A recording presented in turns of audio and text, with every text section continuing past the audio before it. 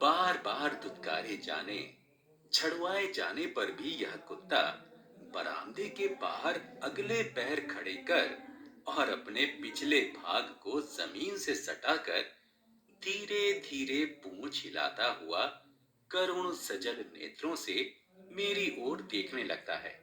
तो समझ में नहीं आता क्या किया जाए।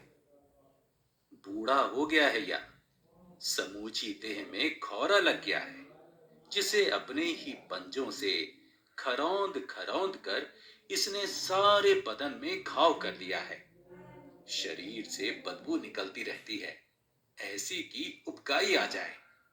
फिर भला इसे कौन बरामदे में चढ़ने दे, घर में आने दे। ज्यों ही वह इस ओर बढ़ा कि हर मुंह से दुत्कार फटकार बरसने लगती है, तो भी यह नहीं मानता। फिर तो इस पर झाड़ू से, छड़ी से, खड़ाऊ से, जूतों से भी मार पड़ने लगती है। मार खाने पर भी यह तब तक मुड़ने का नाम नहीं लेता जब तक कि चोट असह्य नहीं हो जाती। तब कूं कूं करता यह बरामदे के नीचे तो उतर जाता है, किंतु वहां से भागने का नाम नहीं लेता। यह बैठ जाता है और लगता है टुकुर टुकुर मेरा मुंह देखने। एक मित्र ने कहा, कुछ इला खिला दीजिए, मर जाएगा। 50 पैसे भी बर्बाद ना होंगे, गोली से उड़ा देता हूं। सोचता हूं इसकी इस बुरी गत से मौत अच्छी होगी, किंतु चाह कर भी कभी मुंह से हाँ नहीं निकाल पाता। बहुत दिनों से हमारे घर में है।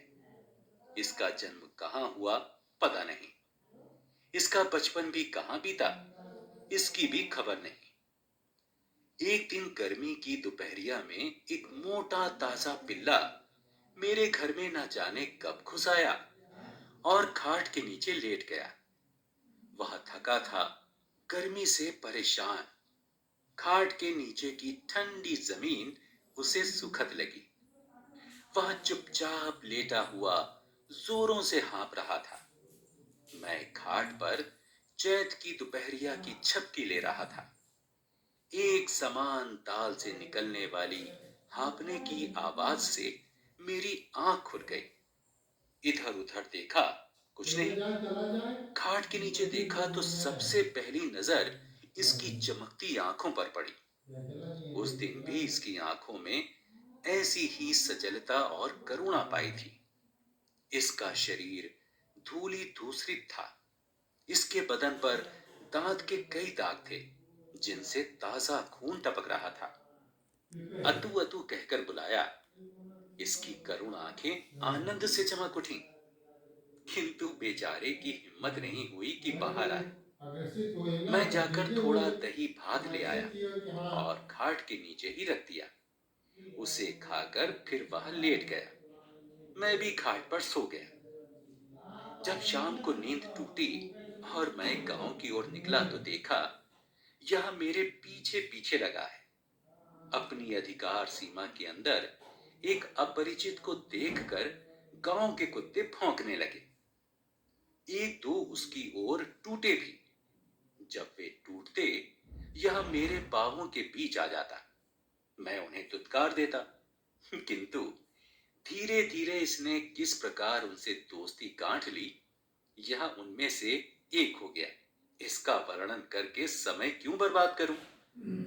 अच्छा भोजन, घर भर का प्यार और सुरक्षा पाकर थोड़े ही दिनों में यह एक अच्छा खासा कुत्ता बन गया।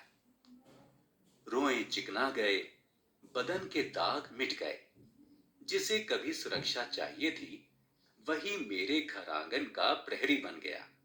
जो कुत्ते उस दिन इस पर भौंके थे, उन्होंने भी उसे सरदार मान लिया। वह संकोचशील पिलपिला किशोर अब एक प्रगल्भ सबल युवक था। गांव से दूर हटकर खेत में घर बनवा लिया। इतने पैसे कहां कि रात भर पहरा देने के लिए कोई संतरी रख सकूं, और स्वयं कहां तक जागा जाए। भरोसा था तो इसी कुत्ते का। ज्यों ही हमारी नींद लगी, इसने घर के आसपास चक्कर लगाना शुरू किया, और ज्यों ही दूरी पर किसी को देखा या जरा सी आहट पाई कि लगा भौंकने। जब तुरंत नींद लगी हो, इसका भौंकना कितना बुरा लगता।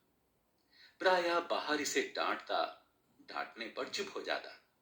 नजदीक आकर बदन सूंघ जाता, जैसे इत्मीनान दिलाता, जाइए, आप निश्चिंत सोइए। किंतु जरा सी खटपट हुई कि वही भौंकना। आप सोइए या ना सोइए, कुत्ता ऐसा नहीं होने देगा कि आपके घर में कोई चोरी हो जाए। और इसके बावजूद जो एक बार चोरी हो गई, तो क्या उसमें इस कुत्ते का कोई कसूर है? हमारे घर में एक शादी होने वाली थी। दिन रात धूम रही। रात में बड़ी देर तक गांव की स्त्रियां आती जाती रहीं। जब घर के लोग सोने गए, तो ऐसे सोए कि जैसे घोड़े बेचकर सोए हों। और यह कुत्ता घर के सामने आकर गला फाड़ फाड़ कर भौंकता रहा। अचानक रानी की नींद टूटी और वे अपने कमरे से बाहर हुईं, तो कुत्ता घर के पीछे की ओर भौंकता हुआ दौड़ा। उन्हें कुछ संदेह हुआ। वे लोगों को जगाने लगी, शोर करने लगी।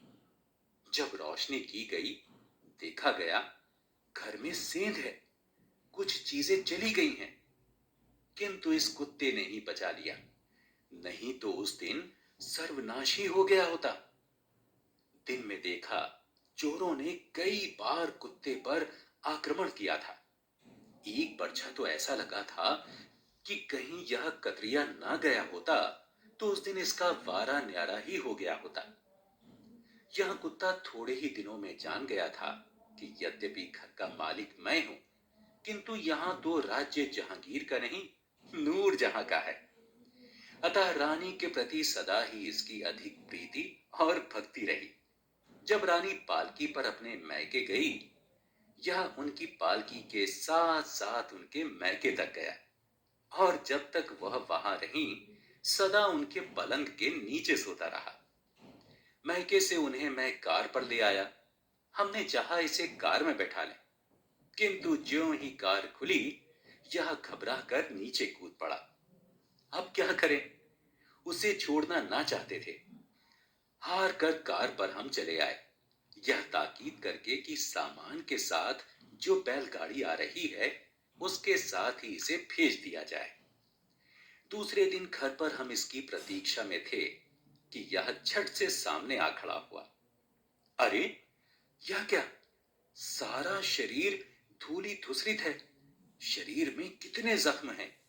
लगता है ज्यों ही हमारी कार आंखों से ओझल हुई, यह बैलगाड़ी की प्रतीक्षा किए बगैर वहां से निकला और रास्ते भर अपनी बिरादरी के लोगों से लड़ता झगड़ता, उनके अनेक व्यूहों को अभिमन्यु सा चीरता, रात में कहीं थोड़ा विश्राम कर भोर होते ही यह हमारे यहां पहुंच गया। रानी ने इसे नहलवाया, इसके जख्मों पर मरहम लगवाया और फिर यह अपनी ड्यूटी पर डट गया। आप ही बताइए, ऐसे स्वामी भक्त, कर्तव्य परायण, साहसी जीव के साथ क्या वही व्यवहार करना उचित है जो हमारे मित्र बताते हैं? किंतु जब जब इसे इस रूप में देखता हूं, चित्त उद्विग्न हो जाता है। इसकी हालत देखकर नहीं, संसार की हालत पर, और कुछ अपना भविष्य सोचकर भी। यह कमबख्त बुढ़ापा क्या चीज है?